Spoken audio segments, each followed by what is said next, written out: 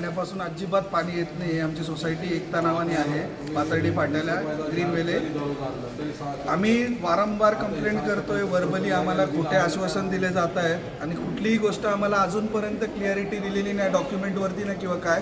आज जेव्हा आम्ही त्यांच्या फील्ड ऑफिसर जो आहे जो टॅब ओपन करतो त्याला रंगे हात जेव्हा पकडलं तेव्हा तो कबूल झाला की लोणी साहेब आणि त्यांच्या वरच्या वरिष्ठांनी त्यांना 3 महिन्यापासून वरचे टॅप बंद करायला लावले, ताकी म्हणजे आम्ही टँकर भरत राहू आणि ते पैशांचा सगळा झोल असेल. हा हे मी काही स्पष्ट नाही करत, पण त्यांच्याकडे नक्की काही ना काय त्याच्याशिवाय तुम्ही पाईपमधनं एक ग्लास पाणी येत नाही आम्हाला रात्री पिण्यासाठी. कंटिन्यू टँकरनी पाणी वापरते, थोडी पण लाज वाटत नाही यांना.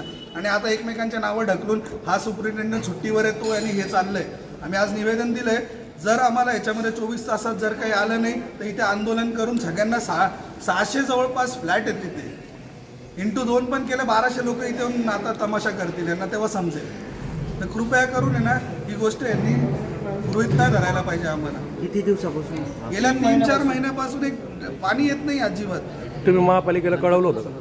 त्यांनाच कळवतोय कंटिन्युअसली. आम्ही रोज कामात येत आहे, ऑनलाईन कंप्लेंट टाकलेलं आहे. ऑनलाईन कंप्लेंटवरती डायरेक्ट क्लोज होते ती 150 ते 200 लोकांनी कंप्लेंट टाकलेल्या आहेत ऑनलाईनमध्ये.